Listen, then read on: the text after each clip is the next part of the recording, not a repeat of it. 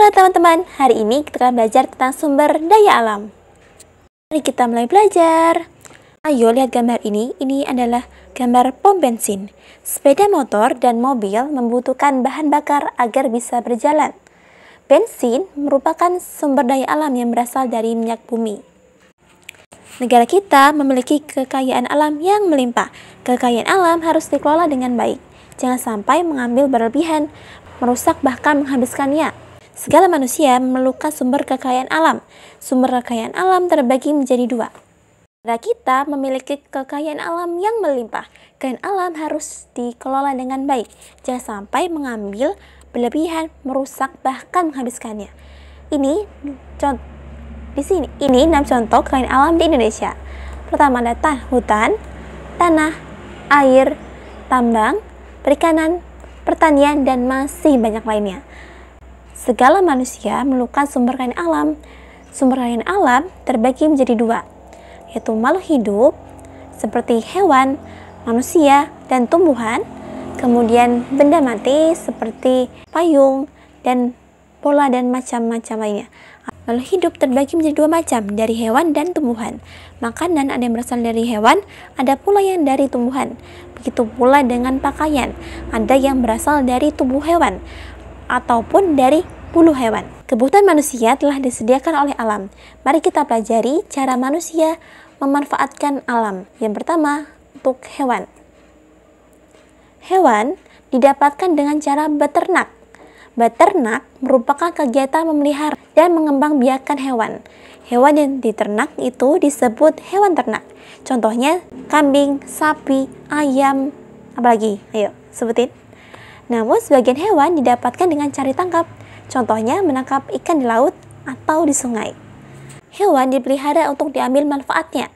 Misalnya sebagai sumber makanan. Contohnya daging, madu, telur, susu. Ini adalah makanan ataupun minuman yang diambil dari hewan. Contohnya daging berasal dari sapi, kambing, atau unta, atau bahkan ayam. Telur biasanya diambil dari telur ayam atau telur bebek gitu. Susu biasanya diambil dari susu sapi ataupun susu kambing. Kalau madu dari mana? Ya, benar banget. Dari hewan lebah. Ada pula hewan peliharaan yang dimanfaatkan tenaganya. Contohnya kuda untuk menarik delman. Teman-teman tahu delman? Delman adalah sebuah kendaraan yang menggunakan roda tapi dengan bantuan tenaga kuda. Kerbau, kemudian ada kerbau untuk membajak sawah. Kemudian ada anjing sebagai hewan pelacak bagi polisi ataupun menjaga hewan ternak dan juga rumah. Ada pula bagian tubuh hewan yang dipakai untuk perhiasan dan pakaian. Contohnya ada kambing, buaya, ular, dan sapi. Kulitnya dipakai untuk membuat tas, dompet, sepatu, dan ikat pinggang, serta mutiara yang dihasilkan dari tiram dan juga kerang. Bulu biri-biri sebagai bahan pakaian, yaitu untuk membuat wol. Wol ini bisa untuk membuat misalkan kardigan atau baju rajut, kemudian atau sarung tangan rajut. Kemudian ada bisa membuat kaos kaki juga ataupun penutup kepala. Hewan juga dipelihara sebagai hiburan. Misalnya burung perkutut dan burung murai untuk didengarkan suaranya. Kemudian ada hewan liar yang dijinakkan untuk diambil manfaatnya. Ya, tadi kita udah sebutin ya. Contohnya lebah ternak untuk diambil madunya. Oke, kemudian yang kedua adalah tumbuhan. Tumbuhan diperoleh dengan cara bertani ataupun berkebun. Berkebun atau bertani adalah kegiatan menanam dan merawat tanaman supaya bisa dipanen dan dimakan. Contohnya menanam sayuran, buah-buahan, dan macam-macam lainnya. Makanan ini berasal dari tumbuhan. Contohnya nasi yang berasal dari padi. Lalu ada tahu dan tempe yang berasal dari kacang kedelai. Serta sayuran dan buah-buahan. Ini berasal dari tumbuhan. Kemudian, makanan untuk makanan pokok. Tumbuhan dimanfaatkan sebagai makanan pokok. Contohnya, ada padi, jagung, dan ketela pohon. Tapi beberapa daerah timur biasanya mengonsumsi sagu sebagai makanan pokok. Tumbuhan juga dimanfaatkan sebagai lauk pauk, contohnya sayuran seperti wortel, bayam, sawi, cabai, dan lain-lain. Kemudian, tumbuhan pun ada yang diambil buahnya, contohnya rambutan, pisang, jeruk, pepaya, dan lain-lain. Kemudian, jamur. Jamur adalah tumbuhan tanpa daun yang termasuk ke dalam kingdom fungi. Jamur banyak digunakan untuk kesejahteraan manusia. Tempe, tape, dan kecap adalah jenis makanan yang dibuat dengan bantuan jamur. Lalu ada juga jamur yang dapat dikonsumsi. Contohnya jamur kuping, jamur oncom, jamur enoki, dan truffle, dan masih banyak lainnya. Tapi ada juga jamur yang membahayakan, dapat menyebabkan keracunan jika tidak hati-hati saat mengonsumsinya. Selanjutnya, dari tumbuhan itu bisa dimanfaatkan sebagai bahan bangunan, yaitu dipakai sebagai bahan membangun rumah.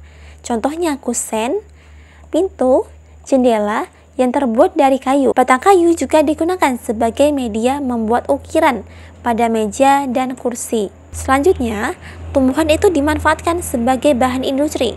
Misalnya, sebagai bahan baku membuat pakaian yang berasal dari tumbuhan. Contohnya kain. Kain itu diambil dari serat kapas. Serat kapas ini berasal dari buah pohon kapas. Serat kapas ini akan dipintal menjadi benang. Nah, kemudian ditenun hingga menjadi kain. Kain selanjutnya dibuat menjadi pakaian. Nah, demikian juga dengan sandal, sepatu, dan juga tas. Bahan-bahan tersebut berasal dari karet, walaupun ada yang berasal dari kain juga ya. Karet ini diambil dari getah pohon karet dengan cara disadap pohonnya. Kemudian setelah itu nanti akan bisa dibuat misalnya menjadi sandal gitu. Kemudian tumbuhan selain untuk makanan dan juga bahan bangunan maupun untuk pakaian bisa dimanfaatkan sebagai bahan obat. Obat diracik dari tumbuhan tradisional, terutama obat tradisional itu sejak zaman nenek moyang. Contohnya pohon kina untuk obat malaria, lidah buaya untuk obat kanker, jahe untuk kembung, dan temulawak untuk pencernaan. Penjual jamu juga memanfaatkan tumbuhan sebagai jamu. Contohnya ada jahe, kencur, kunir, temulawak, serai, protowali, kunyit, daun sirih, dan daun kelor. Tapi selain itu masih banyak lainnya.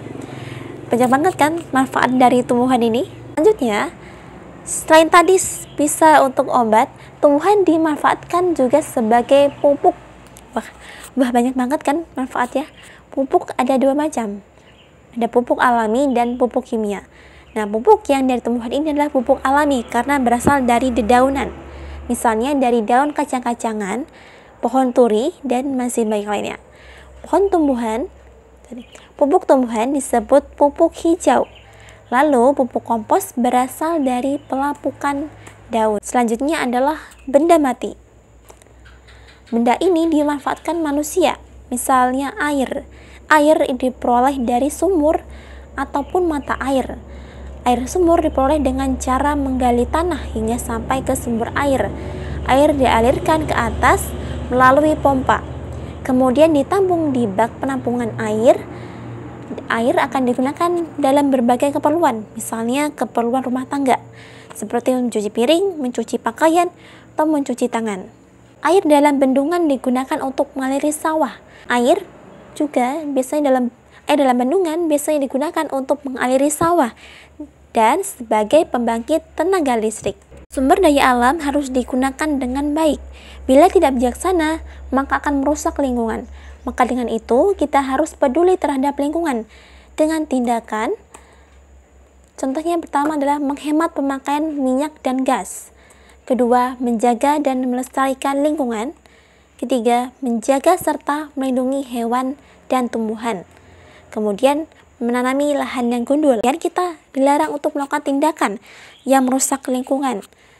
Contohnya, tindakan yang merusak lingkungan adalah seperti boros dalam pemakaian minyak dan gas. Karena minyak dan gas adalah sumber daya alam tidak terbaharui karena berasal dari fosil-fosil. Jadi